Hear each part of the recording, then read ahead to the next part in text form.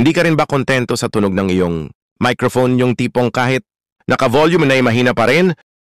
Panoorin mo tong video. Alam nyo bang napapalitan din ang voice coil ng microphone? Ayaw mo na naman maniwala? Bahala ka dyan. Ahahaha. Eto guys, kung gusto mong lumakas at gumanda ng konti ang iyong boses, kahit papano kasi nakakabulahaw ka sa kapitbahay. Kala mo naman mga singer tayong dalawa. Ahahaha. Pala akong microphone dito. Actually, gumagana pa ito. Ang problema, pangit ng boses kasi yung mumurahin lang to. Kaya bumili ako dito sa TikTok ng voice coil ng mic. Ang brand pala nitong voice coil ay Shure. Hindi sure na sigurado ha, yung sure na letter is H-U-R-I. Basta click mo na lang yung yellow basket dyan ka bumili. Pinag-spelling nyo pa ako. Ito itsura niya guys.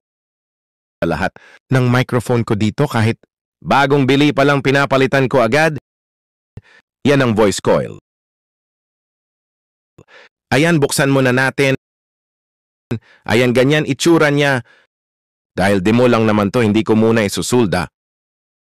Pero pwedeng dugtungin nyo lang basta siguraduhin yung hindi magkakapalit ang negative at positive at siguraduhin yung hindi magdidikit. Kahit di nyo na siya isolda, basta ang pagkakalagay nyo slowly but surely. Pag nagkadikit yan, basag mukha mo dyan, dalawa na tayong papangit. Ahahahaha.